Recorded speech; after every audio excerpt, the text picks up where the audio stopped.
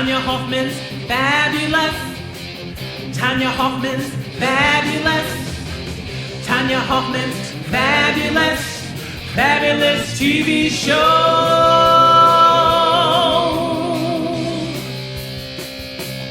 Tonya.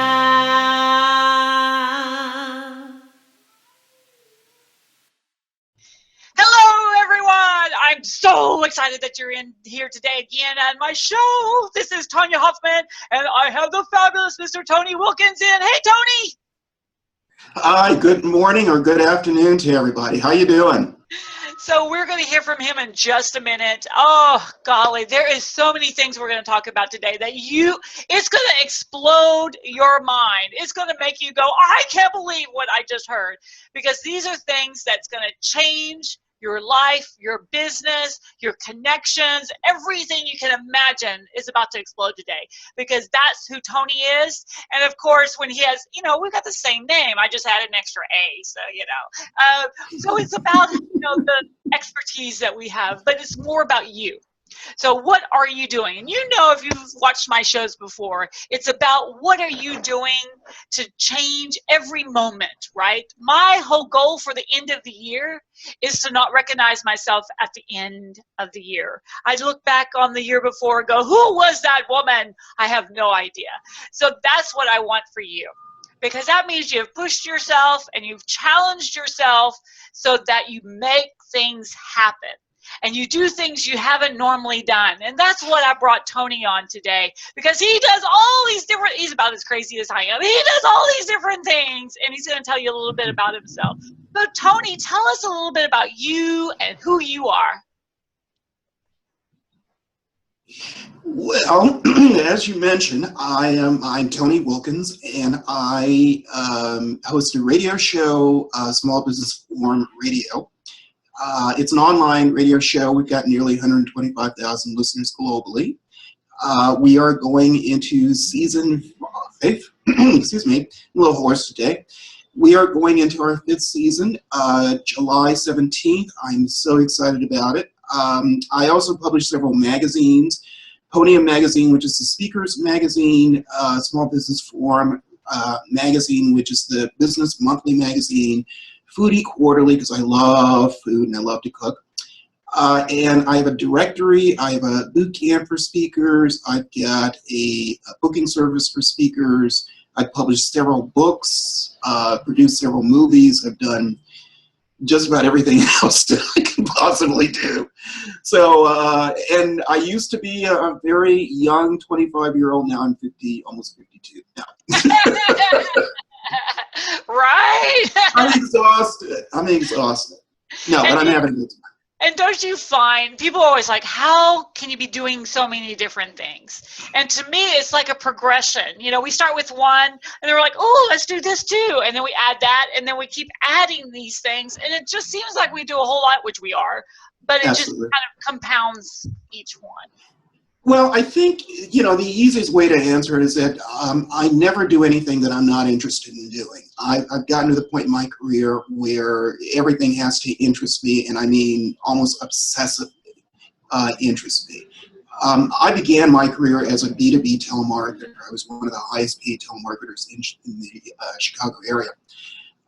And I realized that there was a better way of doing it, because what most telemarketers do is, they do the faster, cheaper, better. They try and cram the information, down the prospect's throats without finding out what the prospect wants.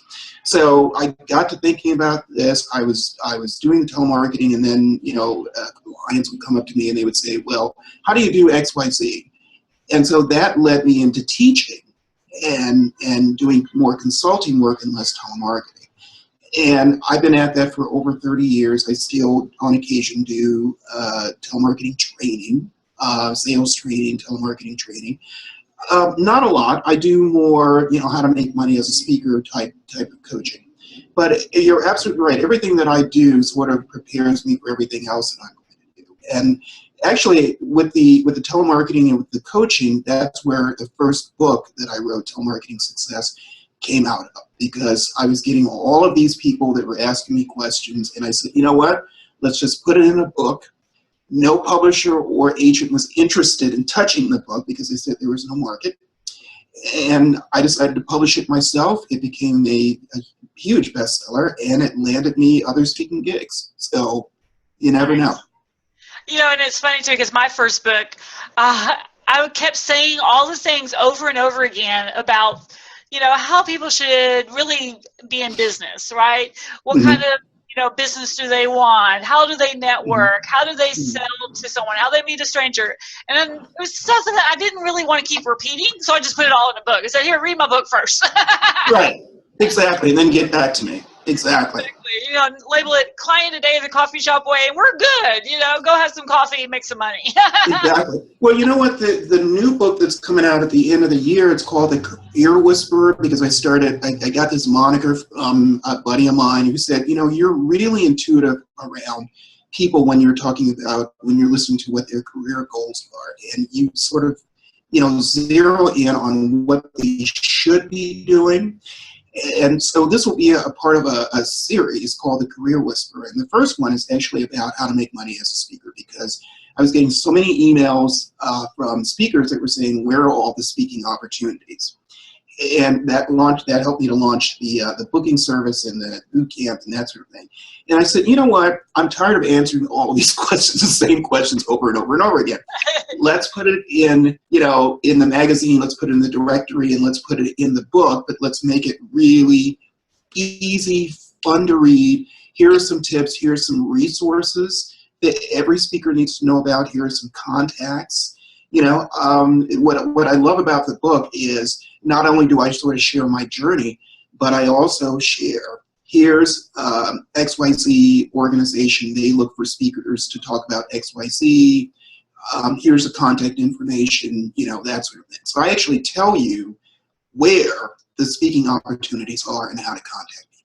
That's nice. You know, that's one of the reasons I created the Public Speakers Association, right? Mm-hmm. It's because people are like, Tonya, I don't know where you're finding all of these places to speak. And I'm like, oh my gosh, there's so many places to speak. You know, if you put conferences in one bucket, that's just one little, you know, there's so many buckets, right? There's the virtual groups, there's radio shows, there's TV shows, there's magazines, there's all of these different ways to get your message out there. Absolutely. You know, and one of the things that I teach speakers is, you know, a lot of speakers will say, well, I don't want to do media. Well, if nobody knows who you are, you know, if you're not a Tony Robbins, nobody's going to hire you. So you have to get the media. You have to do a combination of the paid, the non-paid, and the media opportunities in order to get the word out. Because otherwise, nobody's going to know who you are, and they're not going to hire you. So you have to get the word out. You know, the other tip, and this is I cannot say this enough. One of my top pet peeves with speakers is they only want to speak on one subject. Well, I'm a social media, you know, guru, and oh, that's great. Can you talk about anything else? Well, no, that's what I talk about. Okay, next, because we don't need a social media guru. You know, this is what I'm hearing from decision makers, because this is what I do in my job. You know, so I'm hearing from the decision makers that are saying, you know, these people have a lot of experience, but we're not really looking for a social media guru. We're looking for, you know, sales and marketing, blah, blah, blah, blah. And then these same speakers will come back. I need to get more speaking engagements. Why am I not? Because you only speak on one thing, and that's what your one sheet says. You know, so my big pet peeve is, you can talk about social media or that one topic, but be prepared to talk about, you know, other things. Give a list of other things that you can talk about, because that's what the decision makers are looking at. Exactly. And I don't know if you agree on that with that, but that's my view. Oh yeah, you know, and that I think it's because everything's limited at that point, you know. And one of my favorite is when I talk to people who want to be speakers. Oh, Tonya, I don't want to be famous and I don't want to be rich. I'm not doing it for the money. I'm not doing it for the fame. I'm like, what are you talking about? You have to be famous. If no one knows your name and knows your message, you're never going to get booked. And then you have to be making money or you're not going to be able to be a speaker. It costs money to be in business, and guess what? Speakers are in business. Exactly. It's like, well, you know what stops them dead in their tracks? I ask them one question. I say, really, when did you open up your nonprofit? And they'll be like, really? What are you talking? And then they stop and they think, oh my God. I said, are you running a nonprofit? Well, no. Then what are you doing? You know, even the pro bono, I teach people, even the pro bono speaking opportunities can be turned into money-making opportunities if you utilize, you know, certain steps. You got to pick up the phone. You've got to follow up with people that attended, you know, that sort of thing. There are things that you can do to turn pro bono speaking opportunities into money makers. But a lot of speakers, you know, they don't want to do the work, you know, and that's really, really sad. But that's the reason why I started the boot camp. Exactly. Yeah. I love your boot camp. And, you know, and I encourage everybody to go to his boot camp. You know, we are kind of like, you know, brothers and sisters here, because it's really the same message.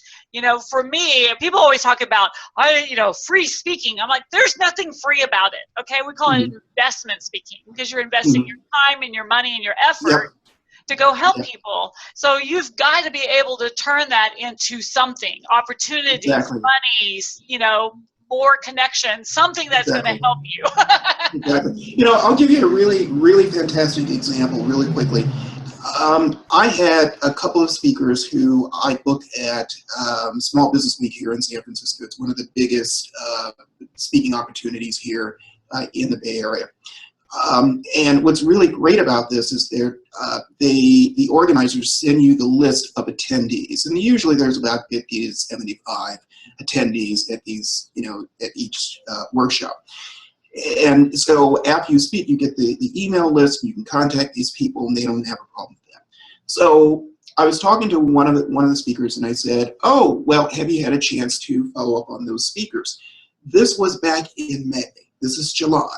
They haven't sent an email. They haven't made a phone call. They haven't done anything. Oh, I don't know where the list is. I'm like, really? That's money. That's money right there. And yet you're sitting and you're talking to me about, well, I want to get more speaking opportunities. I'm like, well, you need to work the list that you already have. You know, that's money right there. Yes. You know, so it just amazes me. And a lot of times people, too, they don't realize, you know, you always revenue share with the people putting on the event, you know, which if you don't know what revenue sharing is, it just means if I'm going to go speak at someone's event, if I'm going to go speak at Tony's event and I make sales there, I'm going to give him a percentage of my sales. And those that do really well can get booked a whole lot, because who doesn't want extra sales for their event? Exactly. You know, go ahead, I'm sorry. Go ahead. Especially for the associations and places like that that are using it for opportunities to fundraise, why not help them more?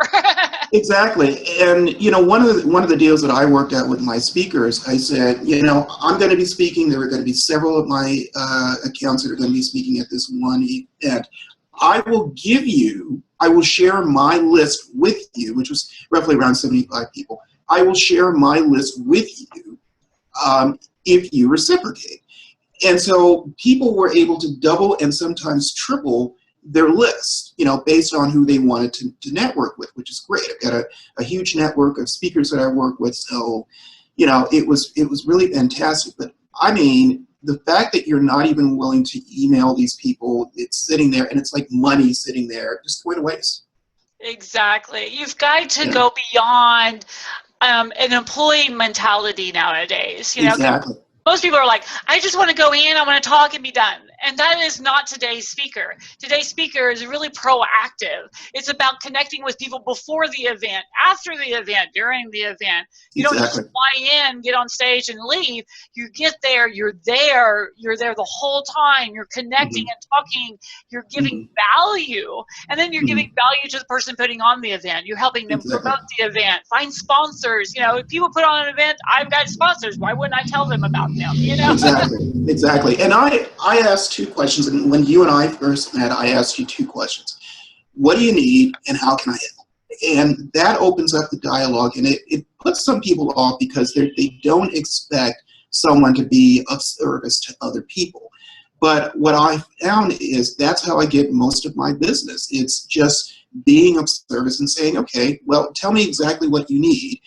And because I've got such a wide range of services and products, if I can't help you, I can usually direct you to someone who can. And a lot of times we may not necessarily do business directly, but if I can put you in touch with someone who can help you get to where you're trying to get to, then the person, the prospect will remember that and they will come back to me when they need something else. And, hopefully they'll buy something, which is great. Well, and it's also about building real relationships. Absolutely. A lot of these speakers, they want to use everybody, but they don't want to do anything in return. Oh, that is my major pet peeve. I mentioned before we started the show that I was going to give 6 months of free advertising to in Podium Magazine, which is my magazine. Podium Magazine to listeners who contacted me. And you said, that's incredible. One of my pet peeves is I only work with people that want to have a reciprocal relationship with me, which means I'm willing to help you, but buy something, get a subscription, tell people about, the magazine, tell people about the radio show, help me build my brand while you're building yours. Don't just, come on my radio show and then I never hear from you again. Or, I get an email and say, I'm tired of getting your emails. It's like, you know what? Because that 15 minutes could have gone to somebody else, who gets it. It's about reciprocity. That's all. It's really that simple. It's astounding to me, and you can see the people that they may have gotten to a certain, level in their career as a speaker, but yet they're not playing well, and they're wondering why they're stalled out. Exactly. No longer reaching out and helping. And I love the people. I had this lady that, fine, we're somewhat friends. We'll say hello to each other, but that's about it. Because every time she had a phone call, it wasn't, hey, Tonya, how's it going? It's, oh, Tonya, can you do this for me? And then the time I needed her to do something for me, she said no. And I was like, oh, I see. Yeah. I had a bit of I got to be honest, I had a bit of a meltdown about a year ago because I was getting so sick. The radio show was really kind of becoming very well known here in the Bay Area. And I was going out to all of these networking events and people would know who I was and that sort of thing. And it became a little overwhelming. You don't necessarily expect to be, and I hate to use the word celebrity, but a personality in your own community. And then, suddenly you've got 8 people at a networking event vying for your attention. Well, I had a bit of a meltdown because what I began to notice was that all of these people were, I want my 15 minutes on your show. I hear your show is really terrific. I've listened to it. I want to be on your show. How can I get on your show? And I'd be like, okay, terrific. That's part of the deal. That's part of the game. I get it. And I would book these people. And then the next thing I know, I've got a new book coming out or a new service or just a networking event that's happening. And I would say, come to my event. And I really don't want to get any more of your emails. And I went ballistic because I said, really? Wow. Why give me your business card? Why say that you, and these are the same people who will contact me 6 months later and say, well, I've got a new book coming out. I would love to come back on your show because you've got a really wide audience. I'm like, really? No. See, I don't care about being polite about this stuff anymore, because I'm sick of being nice about it, Yes. You've got to get to that point, and you don't, and that's the reason why I say I only do business with people that I like and then get it. Exactly. That's my whole thing. Well, and I just had, the 2016 conference, I'm starting to look at who do I want. Obviously, the Tony Wilkins will be there. So we're super excited about that. But, people will call me up. Oh, I heard you're looking for speakers for your conference. I want to be your speaker. I can speak about this and this and this. So can I be your speaker? I'm like, I don't even know you. Yeah. I don't know. Exactly. Let's build a relationship. And they're like, build a relationship? Well, can't I go ahead and get, I'm like, it just doesn't work that way. Nobody wants to put time to actually get to know people and help. Yeah, exactly. Which is the reason why you always start out with, those two questions: what do you need, and how can I help? And then that opens the door for other things. The person now knows that we want to help one another. Let's help one another. And it's sort of a psychological judo move, if you will, because now you almost feel obligated. If I'm helping you, you almost feel obligated to help me as well. And that's okay. There's nothing wrong with that. That's what business is. Exactly. And for everyone that's listening, the best thing to do is to find people that not only have the same viewpoints as you, but that are true givers, and that they understand. A lot of times people used to call it, you scratch my back, I'll scratch yours, whatever you want to talk about it. It's just the name of collaboration. It's about really, truly in your heart wanting to help and see people succeed. Exactly. It has nothing to do with you. It's their success, and letting them own their success, Stop trying to make it. I had a lady, she's like, well, I helped that person do that, and I helped that person. I'm like, get over it. You help. Yay. Yeah. I mean, it's fine. I think people get a little annoyed when you help someone, and then they act like, they don't know you. I had a colleague. That I don't like at all. I had a colleague who actually had to let go of recently because, she was, I would call her on a regular basis. She was always crying and saying, oh, my career isn't going anywhere. And so, I had all these contacts. Great, no problem. And I would help her step by step by step. And, one day she just got really nasty with me. And I said, really? I'm like, 2 years ago, you didn't even have a career. I'm the one who introduced you to all these business connections, and now, you're flying high, and now you want to get new. Well, she has since apologized profusely. She recognized that she made a gap because, and here's the thing, because this stuff, it comes back to you. None of the business contacts wanted anything to do with her because they were my introductions. So, and I didn't have to say anything, but she realized, you know what, I think I may have screwed the pooch here, because this is a guy who tried to help me, and I bit the hand that feeds him. So it does come back. So I don't get mad about it. I just sort of sit back and let God and the universe take care of it. Absolutely. And there's some people you just have to let them go. Let them go. Absolutely. You don't get it. Yeah, some people just never do, and you just bless them and say goodbye. Exactly, because the thing about I study human nature, and the thing that I realize is that these same people are, as you have stated earlier, they always have their hands out. They never give anything back because they're so busy with their hands out, and so. I don't have to say anything. I don't have to badmouth anybody because what people are smart enough to sort of pick up on that.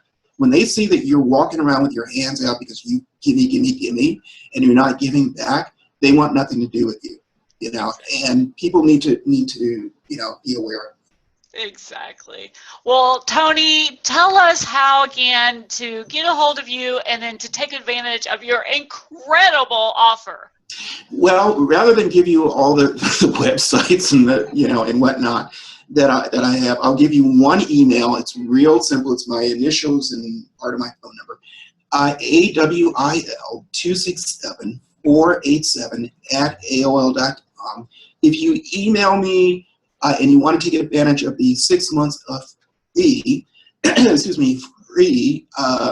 advertising in Podium Monthly Magazine, email me. That offer, let's say, will end at the end of this month. I think that's fair. Yeah. And all you have to do is send me your art-ready pictures or advertising. And it's an online magazine, so all I have to do is sort of upload it and lay it out and that sort of thing. So 6 months, you get a subscription with that. And, I'm happy to do it. Anything I can do to help get the word out about your business. And if you're just listening to us, 6 months from now or something, reach out to him anyways. I'm sure he's got something in his Yeah, I'll work with you. I'm a pretty. You catch me in the right mood. I'm not having a meltdown. Then you can. Yeah, I'm pretty generous. So, Awesome. and don't forget to tune in my radio show, Small Business Forum Radio.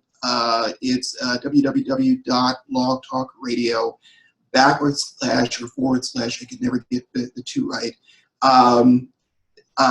Logtalkradio.com / Tony Wilkins, WILKINS. And tune in, and if you want to be on the show, be sure to email me. Awesome. So give them your email address real slow. They have a chance to write it down. Okay. It's AWIL267 or 87 @AOL.com. Awesome. Yay! I just did my ABCs. What comes next? I don't know. I was like, what did he say? I have to rewind that over and over again. Let's do it real slow. All right, everybody. As you can see, you need to connect with Tony. He is amazing, and you will want to become best friends with him. Also, reach out to me. I would love to be and help you. Both of us are such givers, and we want to help. We really, truly do. So go to 2 different websites. Definitely go to his Blog Talk Radio and get and listen to his fabulous radio show. But go to Public Speakers with an S Association, all spelled out, .com. And you'll find more about how to become a speaker, how to get connected. I'm constantly sending out speaking opportunities. And then also, if you're just starting out, we give you lots of variations to help you start learning the speaking world, from in-person to virtual to TV to all kinds of different ways. So make sure you go check us out there. And then also, if you would like me to come speak at your next event, I would love to talk to you about that. So go to TonyaHofmann.com. Now, it's TONYA, and then Hofmann is spelled funky because my husband's family doesn't know how to spell it right. So it's H-O-F. So 1 F, like Frank, MANN, so NancyNancy.com, 1 F, 2 N's, and check it out. So thank you for being on, Tony. I definitely want you to come back really soon. Thank you. Thank you for having me. I appreciate it. I'd love to. Yay, and thank you, everyone, for coming on and watching the show today. Bye. See you next time.